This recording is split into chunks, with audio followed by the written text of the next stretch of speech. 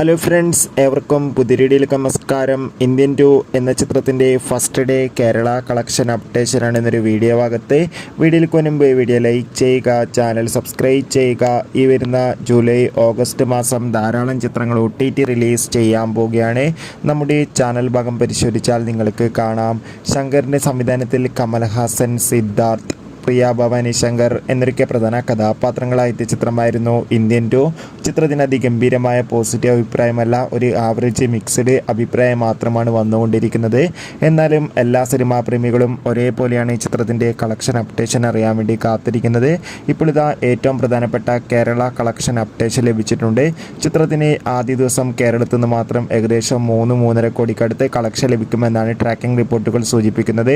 എന്തായാലും കാത്തിരിക്കാം. ഇന്ത്യൻ 2 എന്ന ചിത്രത്തിൻ്റെ കൂടുതൽ കളക്ഷൻ റിപ്പോർട്ടിനായി ചിത്രം കണ്ടവരുടെ അഭിപ്രായം കമൻറ്റ് ചെയ്യുക. അടുത്തൊരു വീഡിയോയിൽ കാണും വരെ ഏവർക്കും ബൈ ബൈ.